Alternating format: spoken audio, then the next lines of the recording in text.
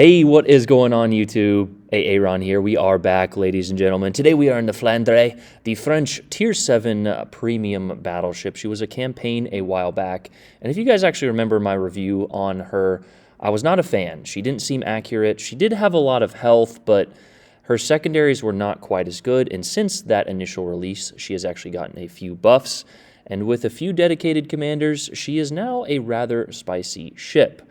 That being said, I still think the main guns are, to be desired, but if you can kind of get yourself into these brawling mid-range engagements, the ship can be a lot of fun. And that is honestly where I'm having a little bit more fun recently, playing ships like the Cuniberti, the Flandre. Yes, I could go out and smash people in OP ships like we mentioned, but that's just not that fun to me anymore. Now, that's not to be said I won't do it from time to time, or even, tonight on stream, whatever I'm feeling, but I am feeling trying to get a little more variety in my gameplay, and that is what we have for you guys today.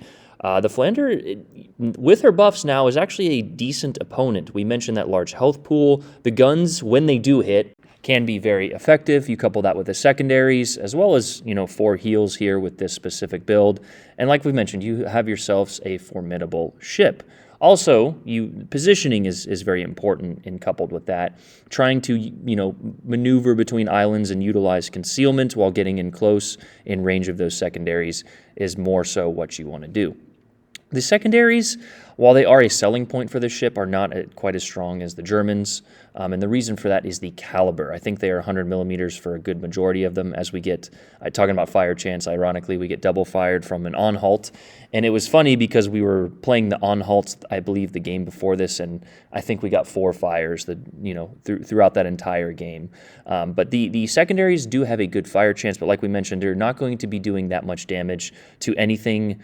I think I'm not exactly sure of the overall pen, but it's either destroyers and superstructure only or nothing. I think that they pen very little, but they still do set fires, so if you decide to load the HE when appropriate, such as this approaching on-halt as we look at our secondary range there, then you can potentially catch some ships on fire and then get in secondary range and get that permanent fire.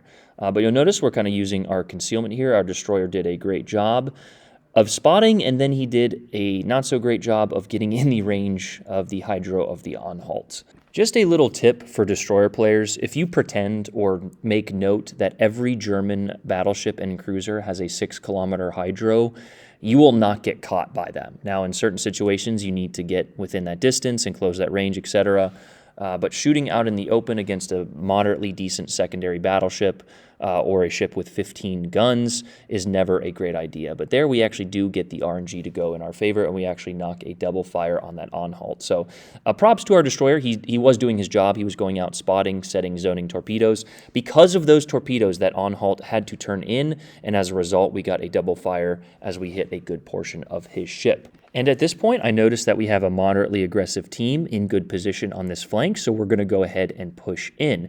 We need to remember that the on-halt has torpedoes, however, so we're going to try and knock those out as well as avoid them if we can, but also we're trying to save our destroyer as well as our cruiser.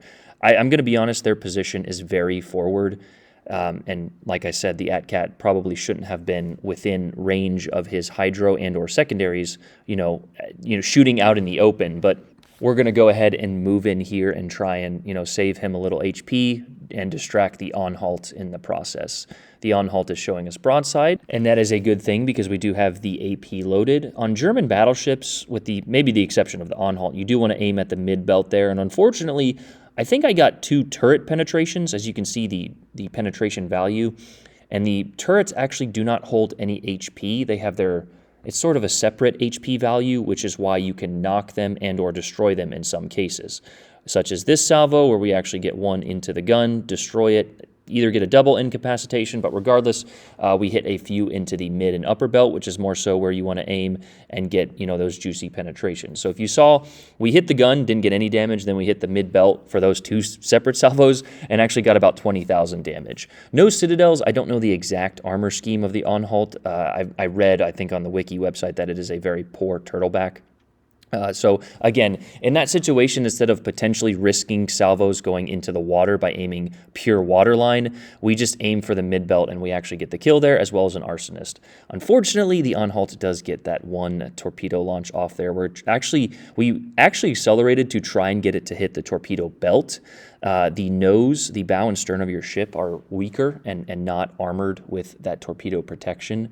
So if you actually try and hit the torpedo on the belt, there is less of a chance sometimes that that torpedo will cause a flood, which is why you sometimes see in the armor profile the torpedo protection percentage.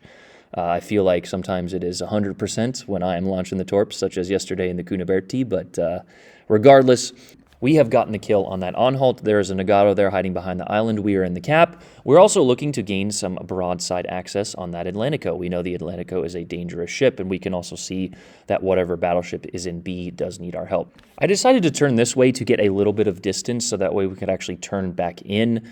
When you're kind of caught, you can see that this Nagato is on our right and this Atlantico is over here. You need to assess your threats. We have a Nagato on our right, a Jervis out there, way out there, and then an Atlantico on our left. So we get the angle out here, and then we actually decide to turn back in, turning our guns towards that Nagato.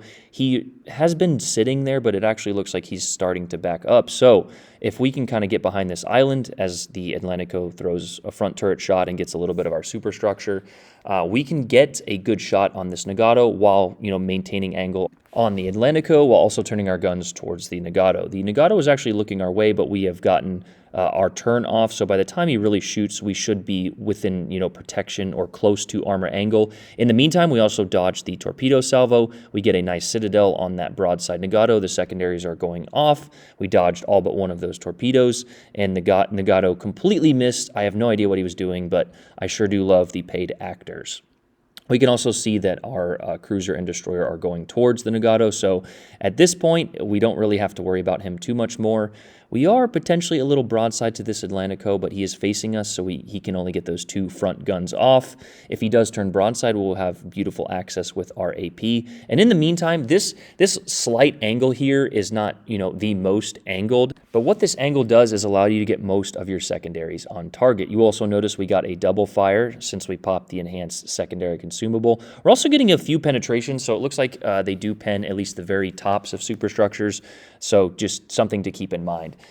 In the meantime, though, getting those double fires, we're hoping to get a permanent fire. The Atlantico has since put out those fires. We also switched to the HE. Why did we switch to the HE? Well, he put out those fires, as well as he has shown somewhat of an IQ point to angle, right? And, he's not necessarily the most angled here, but we actually get a little bit of a lob over the island. You can kind of see I climbed that shot. It gave me the island symbol, but a few of the shells made it through, and we are actually lucky enough to get a double fire. So by knowing the capabilities of my ship, adjusting ammo types appropriately, moderately, angling, we have preserved over half of our health with 2 heals left, taken out a good chunk of 2 enemy battleships, and supported our team in the process. On top of that, we have been dropped by a carrier, and we've basically been able to do it all, which is something I would not have said of the Flandre a few updates ago. So when put in the right positions, the Flandre can be a formidable force. You couple that with, of course, the commander we'll show you guys at the end, and this ship can be pretty dangerous, but we'll also notice this Atlantico is burning down. Are we going to get another arsonist? Unfortunately, we are not, as the Cleveland gets the kill. They actually traded. He traded with the Atlantico here. So after brawling 2 other, brawling-type battleships, we have about half of our health, but you look up in our team, they do have the 2 destroyer advantage, but you will notice our carrier is kind of turning back in on the north side there, and he is within range of an Azuma and a Constellation. So he's probably not going to be able to kill them. The Azuma has some pretty decent AA. On top of that, the Constellation is American. I don't exactly know its AA, but you will notice the Saipan is missing some health. Our Atkatsuki is very low, and the enemy does have 2 caps. So we basically have 2 choices, one of which being going to hunt the carrier and trying to, get at least one more kill and potentially swing a cap or, eliminate all 3 ships, or get into the Bravo cap, throw some salvos, live, and hopefully the points swing in our favor. You can kind of see our Atkatsuki is out scouting, and the carrier is not really close. He would have been detected if he was still in that same square that he was last spotted in. So what we decide to do is go into the Bravo cap, as well as try and create a crossfire on this Azuma and Constellation. Unfortunately, you will learn very quickly here that this carrier, the enemy carrier, actually has half of a brain, kind of unlike our Saipan. The Saipan actually did a decent job, but I don't know why he was in that position. As soon as you see the mass of ships going through sea, you should immediately move your carrier. This is sometimes what frustrates me about carrier players is they're just oblivious to the game around them, just throwing out planes. Your ship is still important, and our carrier player is learning that now. At this point, we realize the enemy carrier player is actually pretty decent. He sort of pre-drops us from far away. He could see that we were moving into Bravo. He actually gets sort of a lucky torpedo hit, and then he loops back around with the second set and actually takes a decent chunk of our health. I preemptively heal, but you can kind of see we lost about 10k health there. The torpedoes don't do that much as we lob a shot over the island at the Constellation. Looking back at the finish of this game, I wish I would have waited just a touch longer. Now, I was going behind the island, he was coming out of it, so I just kind of lobbed that shot for free, essentially. But there's a moment coming up here which I wish I would have gotten a little bit more health off of that Constellation. But what we're doing is we're trying to cap. We're trying to tell that ALU Kakaze to either get into sea or torpedo one of these guys. You will notice we're down about 150 points. I'm probably going to die, which is a 100-point swing. So if we can get all 3 caps with 4 minutes left, we can probably win. But again, you're asking random teammates to kind of come through for you, and it's probably not going to happen as we look back and the ATCAT is moving within radar range and carrier spotting of the Constellation and, of course, the enemy carriers. So my thought process in the moment was I'm trying to shoot the Azuma and potentially ram the Constellation. We do know that the Constellation has torpedoes on the back end of the boat as we actually get another cap, this time a solo cap, as we look back at our blue teammate actively trying to throw. So we're going to go ahead and move forward here. The carrier's also got us dead to rights. Thank goodness only 2 of those armed. But here, the Constellation's coming around, and we do know that the Constellation has torpedoes, so we have to be cautious. The Azuma, however, is maybe unaware of our presence. We take a salvo at him as the Constellation is angled, and the Azuma is, of course, broadside. And boom, good night, thanks for playing. No dev strike on that. I don't think he had enough health. In the meantime, though, we're going to go ahead and turn in. Ideally, I would have liked to ram, but unfortunately, the Constellation turned in. He was a gentleman going for the broadside as well as the torpedoes, but we missed. We dodged the torpedoes there. We're aiming back. We are turning our turrets back for the drive-by. We popped our secondary consumable, and we get trolled a little bit by RNG. Now, of course, the Constellation does have a waterline, if not below waterline citadel. And unfortunately, RNG just did not want us to have it that day. We also got him with a fire due to our secondaries. I thought he had popped a damage con. We're trying to get the turrets around, and unfortunately, the Constellation gets the finishing salvo as well as a drop from the Kaga. In the meantime, though, the Atkatsuki has also died, and now we are down. We are still down about 150 points.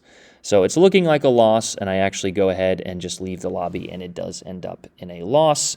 A nice 2,069 total XP with 195,000 total damage. So maybe a Citadel on the Constellation or a Ram, we could have potentially won, but I think I did a pretty decent job, scoring what would have been 3,000 XP on a win in what is potentially the worst battleship at Tier 7. But it is still fun, and I did have a little bit of fun brawling in basically 4 separate situations, taking all but the 4th ship with me. So that is the buffed Le Flandre, and there is the commander we are running, Mr. Michel Leterre.